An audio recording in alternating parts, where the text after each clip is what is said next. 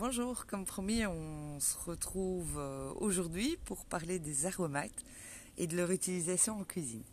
Un petit rappel sur la vidéo de lundi avant de commencer.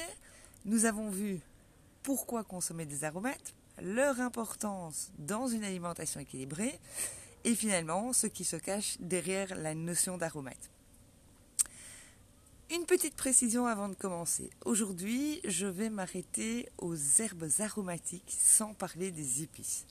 Pourquoi? Tout simplement parce que le sujet est tellement vaste et important qu'il fera l'objet de publications séparées. C'est parti, vous êtes prêts? Les herbes aromatiques, on les trouve principalement sous 3 formes différentes. En frais, en sec et en congelé.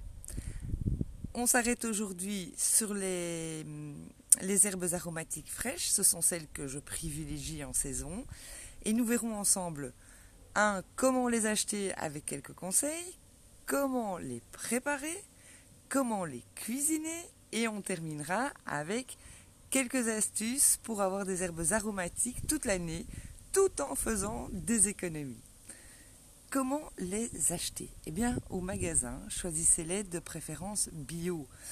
On n'a pas envie de manger des restes de pesticides ou d'autres produits chimiques quand on rajoute des herbes aromatiques dans son plat. Vérifiez sur la plante qu'il n'y a pas de parasites, ça peut arriver. Et oui, vérifiez également que la plante soit en bon état, qu'il n'y ait aucune trace de moisissure, que les tiges ne sont pas sèches, ou encore que les feuilles ne soient pas complètement décolorées, ce serait le signe d'une plante qui n'est plus très en forme.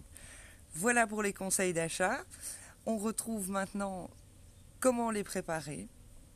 Pour les préparer, vous devez éliminer toutes les feuilles ou les parties altérées. Ensuite, vous les lavez à l'eau froide.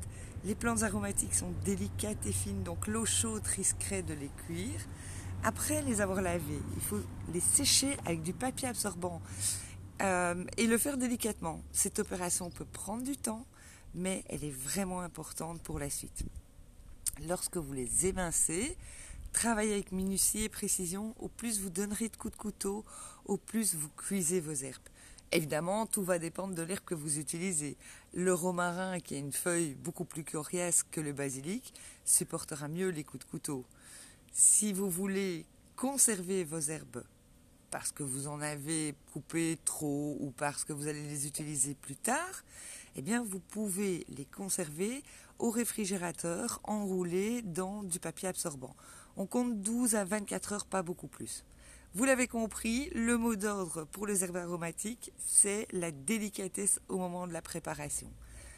Comment les cuisiner? Certaines herbes supportent bien la cuisson, même le mijotage, alors que d'autres doivent être ajoutées à la dernière minute.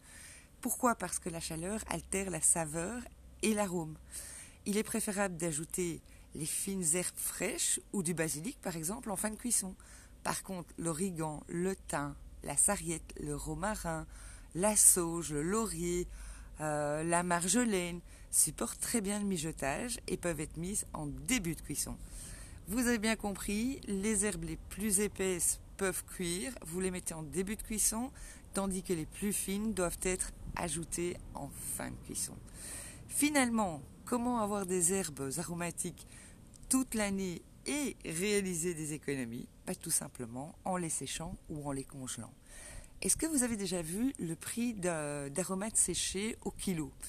Vous savez, le thym du monsieur dont je ne citerai pas le nom mais qui se décarcasse à votre place là, ne coûte pas moins que 200 € le kilo pour du thym. Vous imaginez, alors que le prix d'un plant de thym bio frais se situe aux alentours d'1,20 €. Pareil pour les herbes congelées. La chaîne de surgelés française bien connue vend les herbes congelées et préparées aux environs de 36 € le kilo. Si vous prenez, imaginons, de la coriandre, un plant bio coûte moins d'1 €. Donc pour réaliser des économies, il suffit de le faire vous-même. Et en plus, c'est très très facile à faire. Alors, comment sécher des herbes? Rapidement en plus. Eh bien, je partage avec vous mon astuce. Pour sécher des herbes, comme d'habitude, vous les lavez, vous les séchez, vous les effeuillez et ensuite vous les étalez, bien les séparer entre 2 feuilles de papier absorbant. Vous les faites sécher au micro-ondes sur puissance maximale pendant 1 minute. Au bout d'1 minute, si elles ne sont pas suffisamment sèches, vous prolongez le séchage de 30 secondes en 30 secondes. Et entre chaque relance, vous prenez soin de vérifier si les herbes sont sèches. Celles qui sont sèches, vous les retirez. Souvent, ce sont les plus petites. Comment sait-on qu'une herbe est sèche? On la prend dans les mains. Lorsqu'elle casse entre vos doigts, c'est qu'elles sont sèches. Pour les conserver, vous placez vos herbes dans une boîte hermétique ou dans un pot en verre fermé. Et lors de l'utilisation, vous faites attention aux quantités parce que la saveur des herbes séchées est plus concentrée que celle des herbes fraîches. Vous pouvez considérer que les herbes séchées ont 3 fois plus de goût que les herbes fraîches. Donc pour une cuillère à soupe d'herbes fraîches, vous allez en comparaison n'utiliser qu'une cuillère à café d'herbes séchées.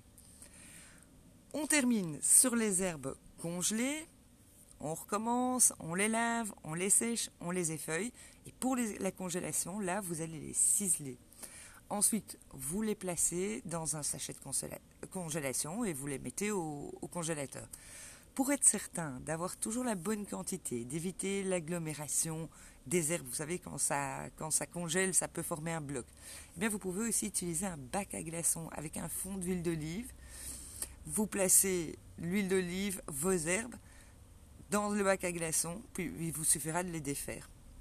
Voilà, ce sont les conseils du jour. Je vous remercie d'avoir regardé cette vidéo. N'hésitez pas à laisser un commentaire ou à poser vos questions. On se retrouve très prochainement pour de nouveaux conseils santé et bien-être.